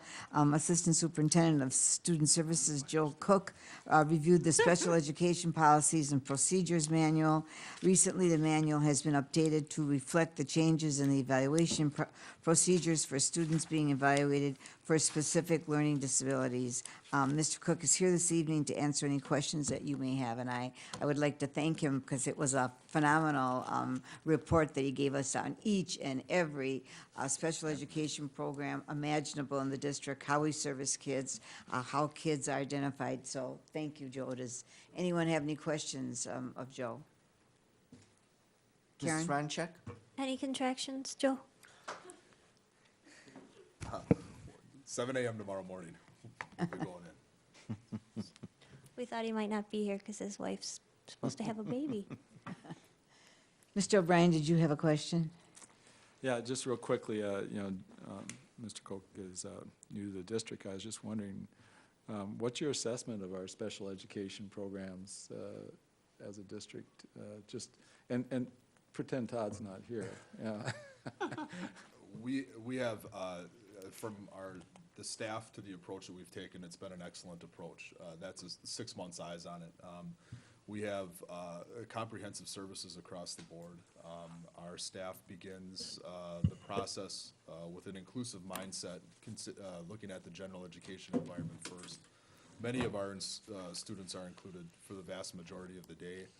Our kids make good growth in many of our environments where we've had more of the open concept, and my mind goes to Bethesda in the 5th grade, only because I've been there and observed it. The socialization, the growth the kids are making with peer interactions is much farther along than I've seen in other places at that particular level. There's a level of maturity in the students to engage their work that I haven't seen. We provide an excellent level of service. If the student needs it, we have found a way to provide that to them. I'm very, very impressed with where we're at. My predecessors in this position have done a phenomenal job. Our special ed coordinators are a very strong team. What, yes, In response to his comments about his predecessors, sometimes you think you should name a building after Mr. Hazley. I mean, we were, and apparently this is carried through the current administration. I don't care where you went in the region, they knew Waukesha. If you had a special needs child, come to Waukesha. they'll have the programs for them to take care of them. And I was just reading in another, well, like my own hometown, small-town newspaper, where a young man was testifying before the state legislature, a teenager, about being bullied. And so he'd be a special needs child. And one of the teachers at the school mentioned to him, as he was planning to just drop out because he couldn't take it anymore, about the JAG program. And so he was testifying about the program and the JAG program. And he's an EMT, he's a volunteer firefighter, all these things. But yet, normal school wasn't going to work for him. So it just illustrates the importance of special services. That's right. To, he was contemplating, suicide because of the situation. And it turned his life around, having someone that recognized and applied some services to him, even in a rural community. So I just think the more we do for kids in need, the richer we all are. Okay, so. Thank you for that comment. That was very valuable. I wanted to discuss this because years ago, not that long ago, we'd have, LD programs, ED programs, CD programs, and they were special rooms with these kids. And yes, they were mainstream, but they were still special rooms, and teachers had to have special certification. Well, that's no longer true. These kids are all included, and the teachers, I have a certification called cross-categorical, so they service all of the kids. And I just thought it was very, very important to note. And we have about, 12 programs, Joe, or more? The IDEA has 10 disability areas that we provide services to. In that, those manifest many ways in the students that we service. It was just very interesting. So if you get an opportunity to read about all those programs, it's very informative. Next, we have the Math DIP Act 138 and 63. Secondary Math Coordinator Dan Poczynski and Principal Jody Landish provided the committee with information related to DPI Act 63 and Act 138. Act 138 now allows students to take high school courses in grades 7 and 8 to receive credit for graduation if approved by the school board and specific criteria are met.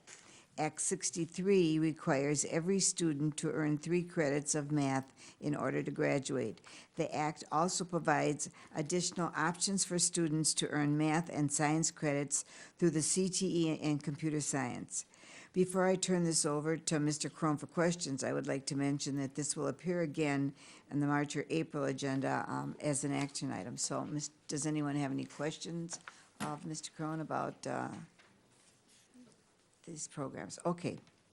Hearing none, we'll then move on to the 2014-15 assessment changes. Assessment Coordinator Dina McCormick presented the committee with a document to better understand the 14-15 school year assessments. The document outlines what is new and what has been replaced.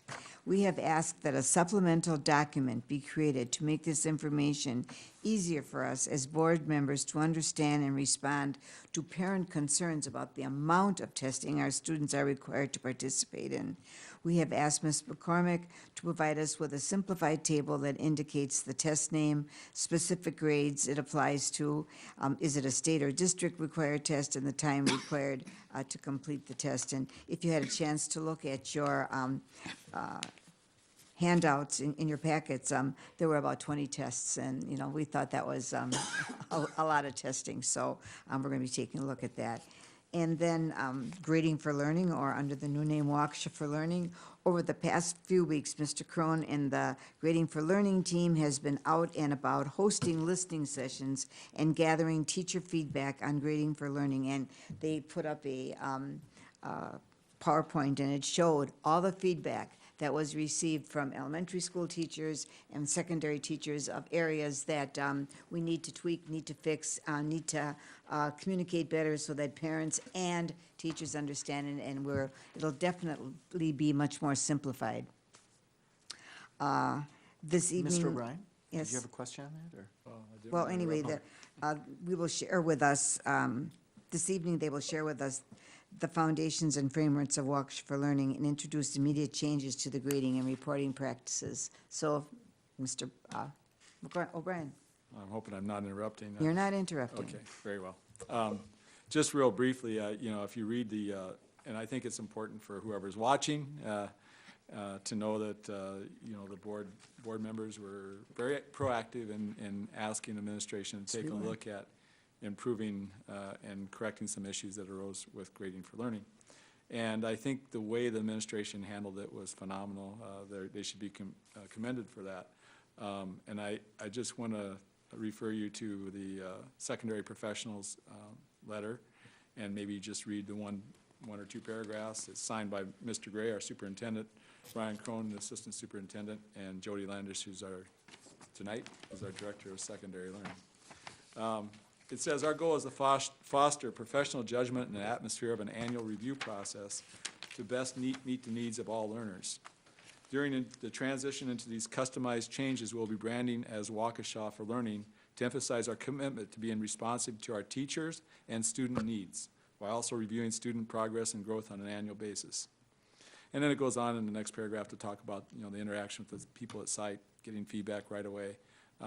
It was really something that was done very well. And with a very open mind about how we can improve on the system, based on comments that we're getting, not just from some teachers, but from some parents and students. So it's probably as responsive as I've seen the administration be in the 20 years I've been in the school district on a fairly fast basis, and that's a credit to the team. And I thank Mr. O'Brien and Mr. Baumgart. We met with Mr. Crone and other administrators, and it was a very, very excellent give-and-take meeting, great communication, and lots of agreement that we definitely needed to fix some very important things. So, Mr. President, that concludes my report for this evening. Thank you. Thank you, Mrs. Brezink. That actually concludes our reports from our standing committees, but we do have a need to go into closed session. Do I have a motion for that? Mr. Baumgart? I move we adjourn to executive session per Wisconsin statutes 19.85, parentheses 1, parentheses E, for the purpose of discussing teacher negotiations.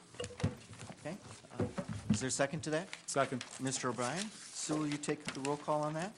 Aaron Reinacek. Aye. Ellen Langell. Aye. Patricia Madden. Aye. William Baumgart. Aye. Barbara Brezink. Aye. Kurt O'Brien. Aye. Patrick McCaffrey. Aye. Steve Edlin. Aye. Joseph Como. Aye. Passes 9-0. Do we want to roll right into it, or do we need a little bit of a break? What time do we need for this? Not much. We'll roll right into it. Thank you, everybody, for attending the meeting tonight. We'll just go right into closed session. Did you ever get a copy of that? I did.